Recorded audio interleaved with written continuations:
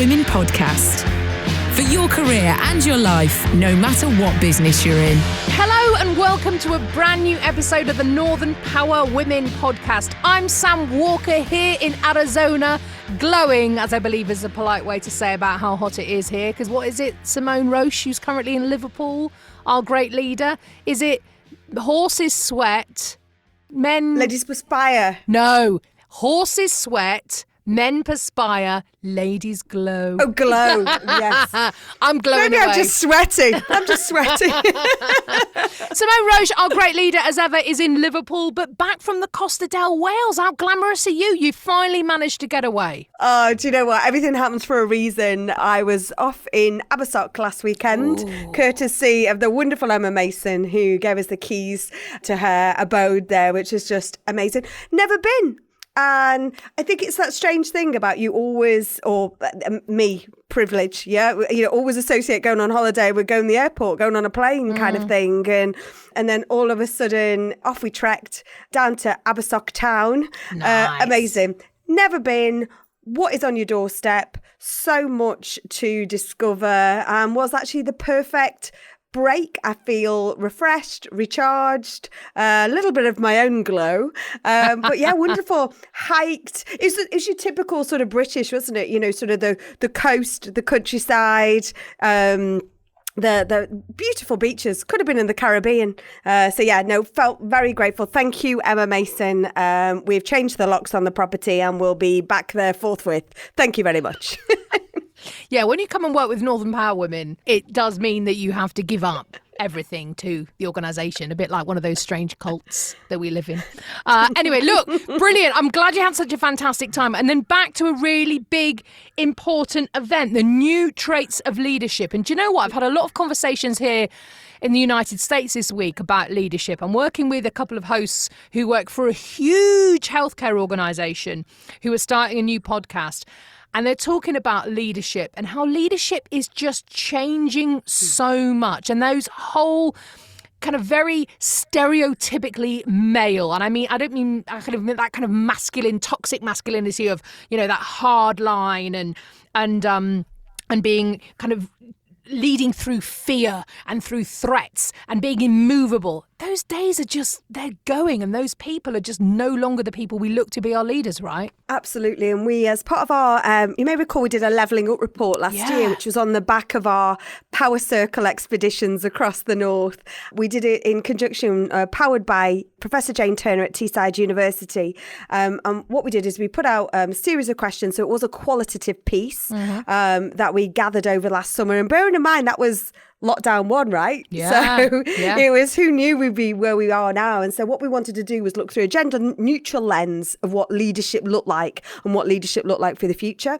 So what we did this week, and interestingly enough, I didn't come back. I did it from Abersoch. I know, the new ways of working. Yeah. But actually I disclosed it. I felt quite proud. I normally would have hidden that in the past, which is an interesting thing. I would have gone, oh, no, I'm, you know. But anyway, aside from that, so what we wanted to do is take our Power Circle through the research, but also do that pulse check as to where we go next. So I just want to share, we use this thing called Mentimeter. I'm not sure if you used it, which is fantastic. It's a tool. You ask a question and then people put on their phone. And all of a sudden, right in front of you on the screen, it gives you like a word cloud. Wow. So I'm very impressed by stuff like that. So we said, you know, personal experience of leadership through the pandemic, what worked well. And the key words were flexibility, compassion, collaboration, understanding, communication. And I'll just share a couple of these, Sam, because you just talked about that different type of language and different styles. And what did not work well? Work-life balance, flexibility, uncertainty, pressure, empathy. These are the things that did not work. You know, so I thought it was really fantastic. And then just what characteristics do you value most in a leader? Throw me some words out. Compassion, understanding, someone who empowers you. Okay. Trust. Yeah. All of these things, really. All this kind of positive affirmation around your team and giving your team, empowering them is the most thing. Instead of dictating, empowering. I think that's what the key thing is. It's all very well someone just telling you what to do. That's not leadership. That's just being a dictator. That doesn't work, and that doesn't develop your staff or your team. Absolutely. So the key words that came up was, what do you value? Authenticity. Honesty, empathy, clarity, listening, authentic, so it was just brilliant to hear that language and hear that language being shared, and sort of the new stuff that people wanted. What is new about leadership? Agility. That was the kind of the big word in there. So really fascinating and really great discussion. So we'll be sharing the outputs of that. But one of the big conversations we had was around, what do young people think leadership looks like, and why is it important? Because it's really important for us to consult with young people as well as leaders. So if you're listening to the podcast and you're interested in finding out more about this, or would like to almost road test some of these findings with your leadership teams or with your younger teams or your talent pool, then you know what? It's a collaborative piece of research. We're really passionate about that. So if you'd like to get involved, please do get in touch at connect@northernpowerwomen.com. But yeah, really, really positive. And the whole premise of our Leveling Up report as this research is to, we're next. We're going into a blended style of work, aren't we? A blended style of work and life. So what does leadership look like? Because like we said before, we want to go forward better, not back. To the old days kind of thing. So yeah, great piece of, really thank you so much for Professor Jane Turner and Zhao Zhen at Teesside University for really getting behind. And of course, all of the Power Circle and the communities out there for sharing their thoughts and insight into this research. Really, really valuable stuff I think we're doing. That's really fantastic. And do get in touch, because as Simone said, we want to hear not just from people who've been in their career for a couple of decades, but people starting out as well, because you form as much as important part of the team as anybody else. So that's really great to hear. Connect@northernpowerwomen.com is where you can get in touch. I was asked to be part of a panel for an event within the podcasting industry here in the States this week, and it was all about boundaries, kind of negotiating contracts and setting boundaries. And again, it was for people who've been around a little bit longer in the industry like me, but talking to people, not just people just starting out or people in the first few years of their career, but actually people who've maybe have been around as long as me. But I think these things are quite often hard to really have a strong framework around. If I said to you, how do you negotiate a contract? You'd be like, I just kind of, if you're anything like me, it would be like organically as it happens, what's going on. And I think quite often we forget to pause and think how important, when you're negotiating a contract, it is to put in your boundaries. And I talked a lot about knowing your worth. And I don't just mean what your worth is in terms of what your hourly or daily rate is, because this is in terms of freelancers. And I think it's hard for freelancers when they're starting out to set an hourly or a daily rate, because you kind of think, how can I charge that much an hour? Because an hour of my time can't surely be worth whatever it might be. But you forget, of course, it's not just an hour of your time that your client is paying for. It is your entire breadth of knowledge, your expertise. Even if it's only a couple of years you've been in the industry, it's still that couple of years of knowledge and expertise that you're sharing. They're not just getting 1 hour of your time. They're getting all those years of your time and all that experience to put in.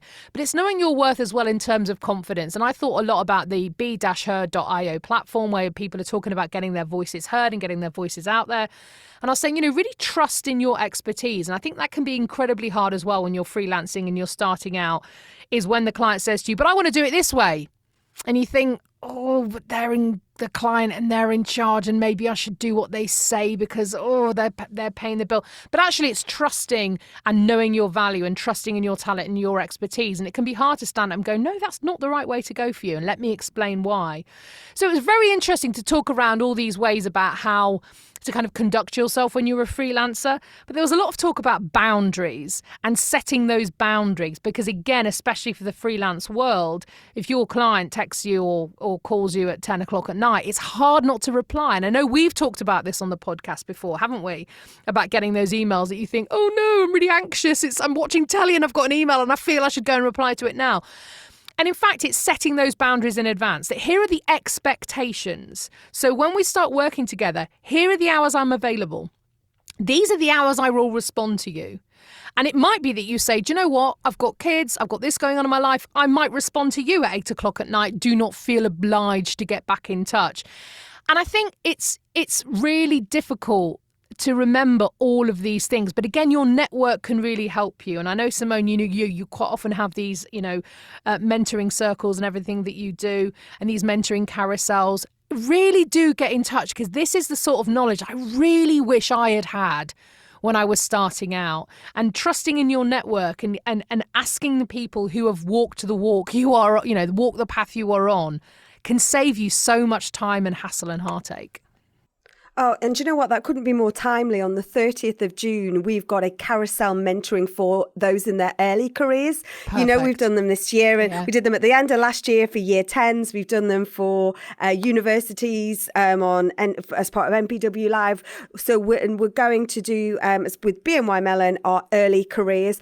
But please ask. So what we're now asking for is, because it's always that people, I don't want to ask, I don't want to bother people. So I'm actually asking you out there, please, if you don't feel as though you want to ask for help or you don't think it's for you, please put somebody forward. Please sponsor somebody. And when I say sponsor, I mean press the forward on that email and say, fill it in, fill it in. It is free. It is an hour. You will get a chance to talk directly with some of this great community that we have built over these years. And you know what? They're not forced to do that. We always get more mentors than mentees. So please give them someone to chat to. Come along. They're lovely. They're friendly. Some of them are a bit crazy like Sam, but it's all good. How dare you? But no, fantastic. It's so important. It really is. And as I said, just having these bits of knowledge, because we all walk the same path. Every challenge that you are facing at any time in your career, someone else is going to have faced that too. You're not alone. But sometimes, especially in this still mostly remote world that we're working in, it can feel like you're alone, can't it? And when you just think, oh, what do I do now? Ask, reach out, just send an email. If you send an email to Simone, reach out to Simone on Twitter at North Power Women. She'll know somebody. I guarantee it. This is what she does. She's the queen of connections. She's like plugged into the matrix of business and will absolutely be able to bond you with somebody who can really help out. And that's really essentially what Northern Power Women is. It's connecting role models from across the whole different sectors and the spectrum and everything. Yeah, and that's, spoiler alert, coming soon over the autumn. We're developing our PAL platform into that next phase as how do we make it even easier to connect, so it can be more self-serve, so it can be more, please just do it. You can do it in, because everyone wants to help, everyone. So we just want to make it easier. That's what we're here for. Hurrah. Right, let's get some life lessons going on, shall we? I love this week's. So she is wonderful, Michelle Hewer. I've known her for many years. She's a coach for UK Global Talent Tech Visa. In 2016, she was endorsed an exceptional talent in digital technologies for a startup. I love the name of this brand, Made with Glove, which is all about artificial intelligence, So she has such a varied background. She's on our future list. She's a real advocate, an advocate for Be Heard as well. Here's Michelle. Hi, my name is Michelle Hewer. I am a founder, speaker, and coach. When have you felt the fear and done it anyway? Well, there were a few life-changing moments for me, and that happened in my mid-30s. I was going through a divorce, and that was a very pinnacle time for me, because that was when I felt like I was really pushed out of my comfort zone in all aspects of my life. Also, growing up in a very traditional Asian household shaped who I was up until that point where I got divorced. So during my divorce, I wanted a completely new start. I questioned and reflected upon everything that I had done up until that point. So I guess I probably was going through also a midlife crisis at that point. I made some really interesting decisions, really, big decisions. I made the decision to quit my secure job as a lawyer. I embarked on an entrepreneurial journey in a completely new sector with no experience in that sector, which was tech. I told and not asked my parents that I was getting a divorce and quitting my job.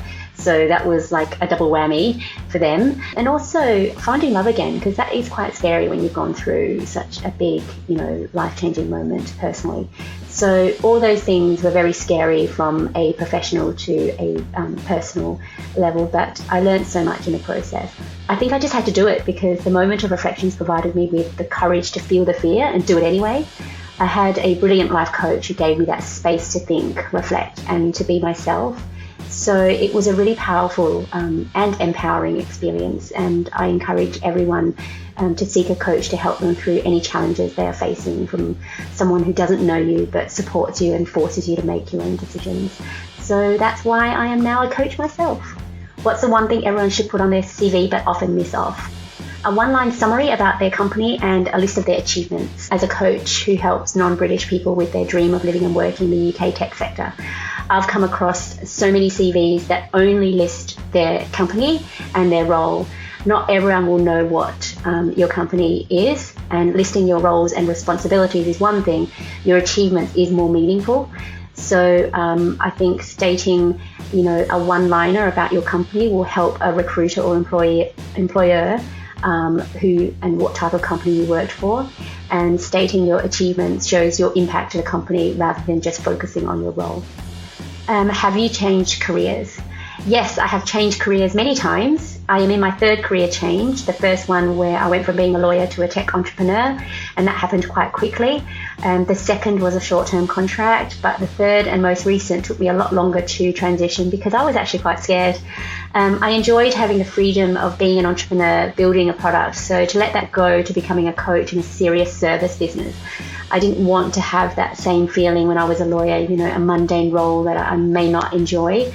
In actual fact, I love it. And now I'm so glad that my husband actually pushed me or gently encouraged me to transition into my coaching role. How did you ask for a pay rise? When I was a lawyer, I accepted a role where I had to negotiate my pay.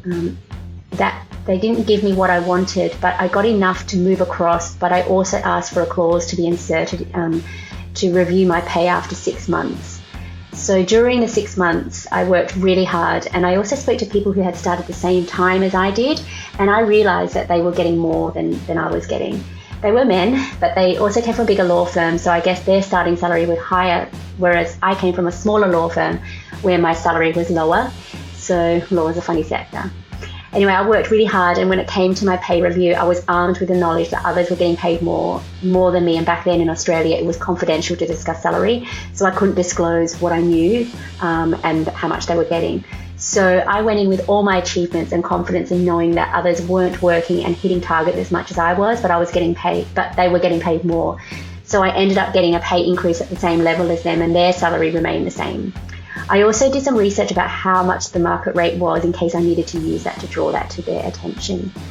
I know it took me 6 months to get that same salary, but it was more important for me to move from my old role from a lower salary to this one.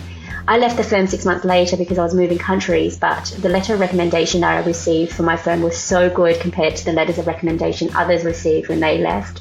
So I felt very empowered that I was able to do that, and while some have to work harder to get what they want, from where I see it, that's the way of the world. Equality, unfortunately, is something I know I have to fight for. I'm a minority on all levels. I'm a woman of colour who has never lived in the country she was born in. So that already makes me someone who is and will always be an outsider, and I'm always going to have to fight for what I need and want, and that's okay with me because I don't know anything different, but I do want to do it for others who are following my path as well. So I want to make it easier for others.